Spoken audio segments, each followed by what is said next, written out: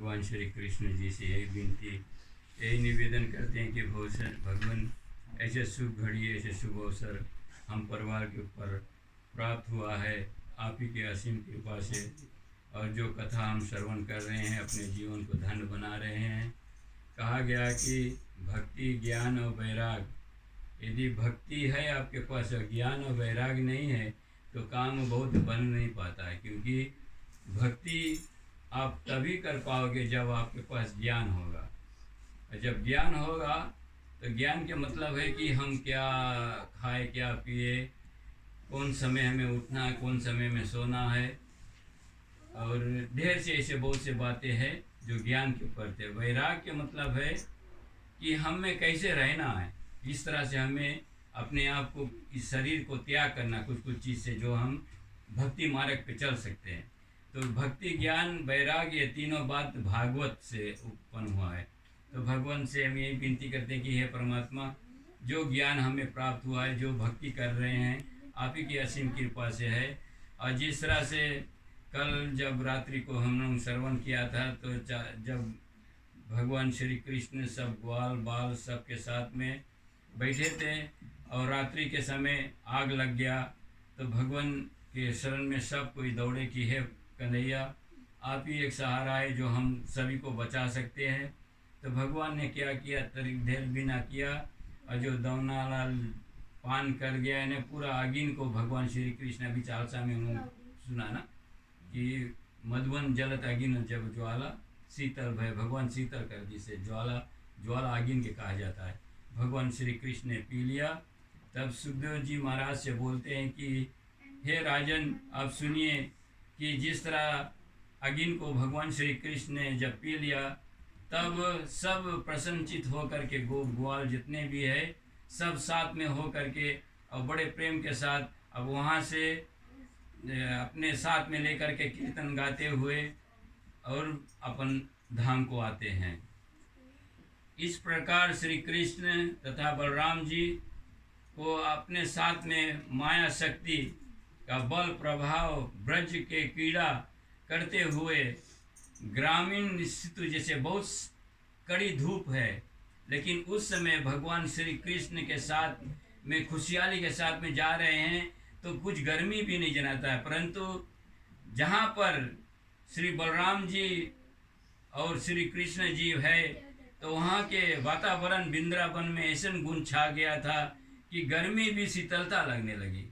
और इस तरह से आप कभी कभी आप भी अधिक धूप है, लेकिन आप किसी वृक्ष के नीचे चढ़ा जाओ जस्ती करके, जब कोई झरना है पानी, तो बहुत शीतलता लगता है। जब पानी की हवा झरझर झरझर गिरता है, वहाँ से एक सुगंधित हवा उड़ करके आपके पास आता है, भीजा भीजा बूंद पड़ जाता है आपके शरीर पे, तो कितना भी गर्म है लेकिन आपको एक अच्छा शीतलता, यानी अपने आप को हम खुशी महसूस कर लेते कि आज गर्मी में देखो हम सबको शीतलता प्राप्त होती है।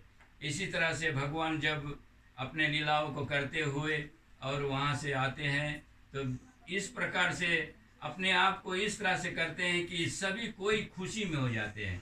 और फिर वहाँ से लीला करते हैं। वृंदावन में जब आ गए तो वहाँ पे कुछ वर्षों तक रोज नित्य प्रतिदिन भगवान श्री कृष्ण लीला करते हैं। वो सब जितने ग्वाल बाल है, अभी जैसे अब हम फिल्म में देखते हैं कि कन्हैया लगे सब आ जाए कि चलो अब हम खेल करें ना, इसी तरह से जो लीला भगवान लीलाधारी लीला कर रहा है, और अपने बड़े प्रसंग के साथ जाते हैं, सब नदी किनारे बैठते हैं, नाचते हैं, खेलते हैं, गाते हैं, बंसी बजाते हैं, सुंदर सुंदर गीत को गाते हैं, कन्हैया के साथ में हो करके बड़े प्रेम के साथ श्री कृष्ण बलराम आदि सब ग्वाल बाल मिल करके मोर के पंख लगा लेते हैं, माला फूलों के माला, और ऐसे शोभायमान हो जाते हैं कि देखने में सभी कोई, जैसे अभी हम कुछ लीला करेंगे तो किसी के लड़कन के सजा देते हैं, इसी तरह से सब सज धज के और श्री कृष्ण जी के सामने आकर के नाचने लगते हैं। और कृष्ण भगवान भी साथ में हो करके सबके साथ में इतने सुंदर जो छवि है, हम तो बात कर रहे हैं, लेकिन वो छवि को देख करके अभी घर में यदि हमारी घर में कोई कार्य हो लगे, सब परिवार एक साथ में हो करके कोई ये काम कर रहा है, कोई वो कर रहा है, कोई नाच गाना में लग जाते हैं, तो एक शोभा बढ़ जाता है। इसी तरह से वृंदावन में जो छवि था वो देख करके सब देवी देवता क्या करते हैं, देवता लोग ग्वाल बाल के रूप धारण करके और आकर के श्री कृष्ण और बलराम के और जितने ग्वाल बाल सबके संगे में बैठ करके और देखते हैं और जय जयकार करते हैं, बहुत प्रसन्न हो जाते हैं। जैसे नौता में नौतारी आ जाते हैं ना, तो कभी कभी ऐसे कोई बड़ा आदमी आ जाए तो सबके साथ में जाकर के बैठ जाता है, कभी चिया नहीं खोजता है ना कि हम तो भाई सबके साथ में बैठ जाएंगे, किसी के पता नहीं चले कि बड़ा भारी आदमी है, ऐसे पदवी वाला आदमी है ऐसे। इसी तरह से देवता लोग अपने आप को ऐसे कर दिए कि चलो किसी को पता ना चले, और भगवान के साथ में आकर के दोनों भाई बलराम तथा श्री कृष्ण एवं मोर पंख लगा करके ऐसे कूदते हैं, नाचते हैं, खेलते हैं और अनेक तरह के क्रीड़ा करते हैं, लीला करते हैं। और कभी कभी तो ग्वालों के साथ में जो बैठ जाते हैं जैसे मेढक के तरह फुदुक फुदुक कर चलते हैं, तो लोग देखते हैं बड़े खुशी हो जाते हैं। इस तरह से भगवान अपने लीला को करते हुए वृंदावन के, मधुबन के और जितने वासी है सबको खुशियाँ प्राप्त कराते हुए और अपने अनेक तरह के क्रीड़ा करते हुए, हंसते हुए, श्री राजाओं जो की लीला है, राजा जैसे राजा रानी ला लीला है, वो क्रीड़ा करने लगते हैं। अब कुछ भी नया करते हैं जिसमें लोग के मन को भाता है। इस तरह से कभी खेल कीजिए और करते हैं, किसी तरह से और कुछ खेल करते हैं। इसी तरह से एक दिन ऐसा कुछ काम हो गया कि सब देखते देखते जब कृष्ण भगवान के बारे में सब जानने लगे तो कभी कभी किसी के मन में जलन तो भी पैदा हो जाता है। तो उन्हीं के बीच में एक दानव आ जाता है और ग्वाल बाल के संग में हो करके और भीतर हल जाता है और कोशिश करता है कि किस तरह से हम भगवान कृष्ण के संकट में डालें, किस तरह से संकट में डाले। और संकट में डालने के लिए वो अपने आप को वही ग्वाल लोगों के साथ में हो करके मिल करके अब खेल खेलता है। तो कृष्ण भगवान ने पहचान लिया कि वो आप आ गए हो है, तो ठीक है चलो। तो भगवान आपन लीला रचिता, वो आपन लीला रचने का दिन आया कि कृष्ण के किस तरह से हम संकट में डाले। लेकिन कृष्ण भगवान देखा कि चलो अब हम अभी आ गए हैं और हम अभी आपको इस खेल में खेलेंगे। तो भगवान फिर आपन एक अलग तरह से खेल खेलता है और उसको के हम कल श्रवण करेंगे। आज चलो हवन करें, भगवान से विनती करें कि हे भगवान, बड़े आज के शुभ दिन, सुबह में हम भूमि पूजा किए, भगवान विप्र के द्वारा बहुत प्रसन्नचित हो गए।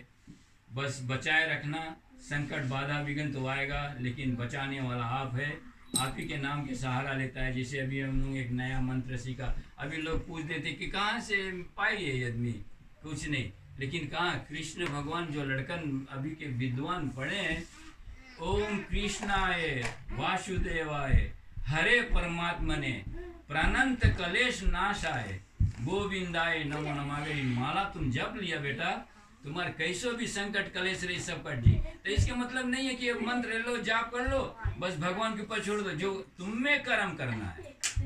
माला जपो और कर्म करो। कर्म करने से देखो एक बात और मैं बतला दूं, ख्याल में रहे कभी कभी कि जीवन में अगर कुछ सुधार करना है तो समय के साथ चलना है। समय की इज्जत करोगे, समय तुम्हारी इज्जत करी। जब तुम समय की इज्जत नहीं करोगे, समय बोली हमारी परवाह करते नहीं है।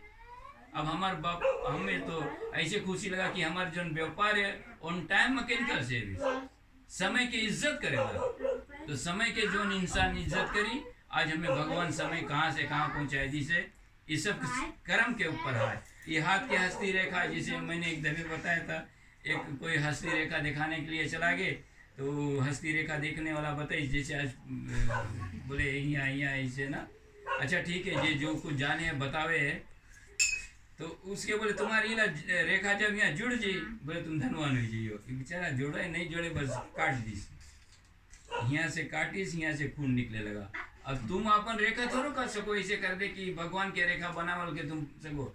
हाँ तुम ये हाथ से अगर यही कथिन कहा जाए कि करताली, ताली बजाने से तुम्हारी रेखा बदली हो जाए, जो तुम्हारे भाग में है उस भाग से दुगना मिल जाए, इस बात तुम्हें नहीं पता लगी।